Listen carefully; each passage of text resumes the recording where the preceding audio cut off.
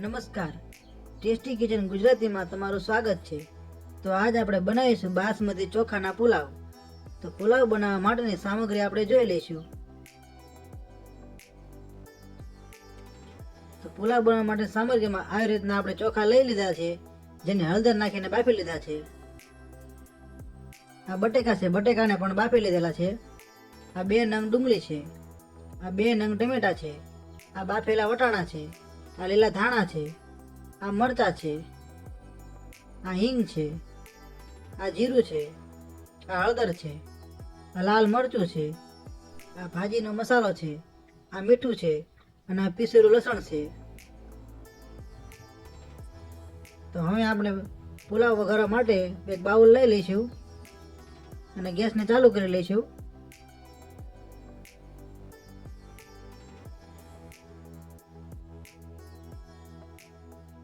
Gas ચાલુ કરી લીધા પછી આપણે થોડું તેલ લઈ લઈશું।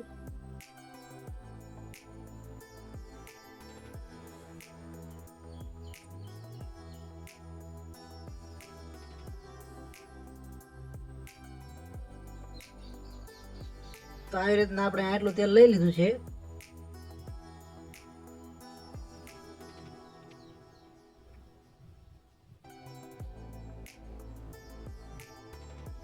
તો આપણું તેલ ગરમ થઈ ગયું છે, જેમાં સૌપ્રથમ આપણે જીરું નાખીશું, પછી થોડી હિંગ નાખીશું,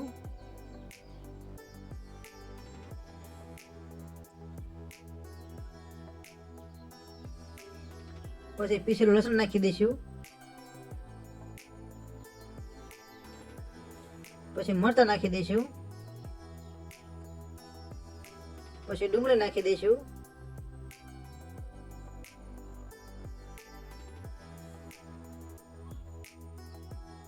પછી ટમેટા નાખી દઈશું,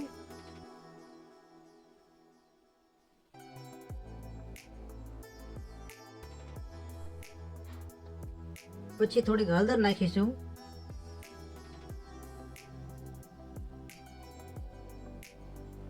પછી સ્વાદ પ્રમાણે મીઠું નાખીશું,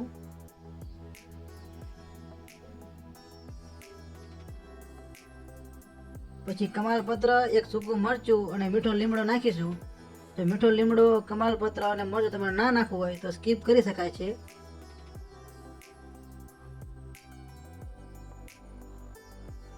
પછી થોડું લાલ મરચું નાખીશું, 2 થી 3 ચમચી,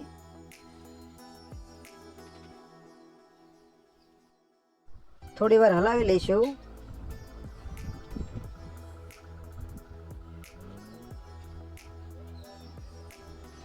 પછી આ બધી વસ્તુ થોડી વાર માટે ગરમ કરી લઈશું।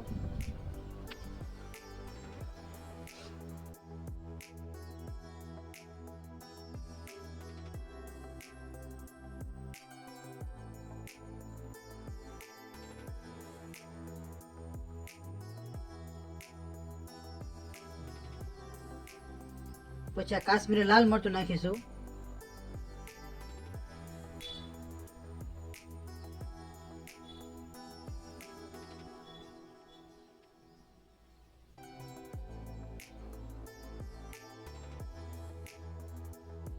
પછી બાફેલા બટેકા નાખી દઈશું,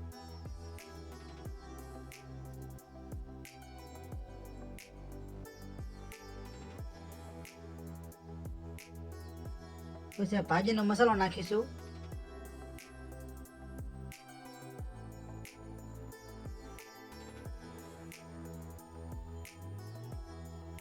ભાજીનો મસાલો નાખવાથી પુલાવમાં ટેસ્ટ સારો આવશે।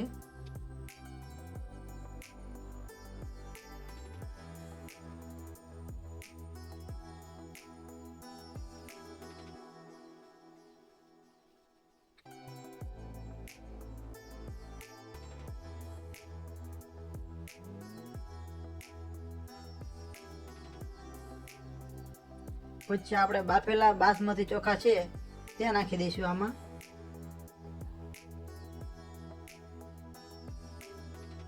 બાસમતી ચોખાને આપણે હળદર નાખીને બાફેલા છે, તે માટે થોડાક પીળા દેખાય છે।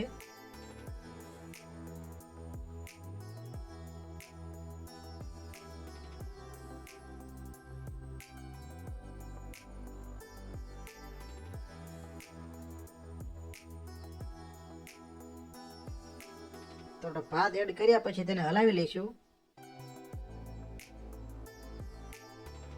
ભાત નાખ્યા પછી ગેસને થોડોક ધીમો કરી નાખવાનો છે.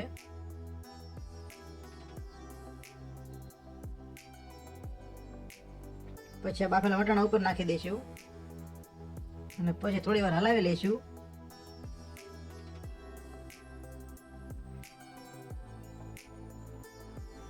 તો આવી રીતના ધીમે ધીમે હલાવી લેવાના છે. બધી જ વસ્તુ સારી રીતે મિક્સ કરી લેવાની છે.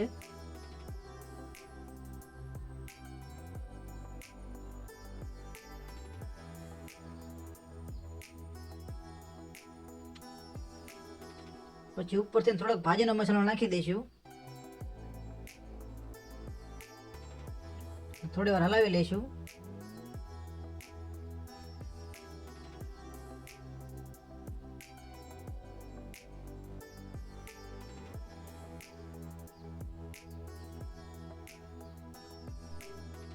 ઉપરથી થોડાક લીલા ધાણા નાખી દઈશું. તો તૈયાર છે આપણા બાસમતી ચાવલમાંથી બનાવેલા પુલાવ. તો પુલાવનો વિડીયો તમને કેવો લાગ્યો? જો વિડીયો પસંદ આવ્યો હોય તો એક લાઈક કરજો અને આવી અવનવી રેસીપી જોવા માટે અમારી ચેનલ સબસ્ક્રાઈબ કરજો. વિડીયોને પૂરેપૂરો જોવા માટે તમારો ખૂબ ખૂબ આભાર.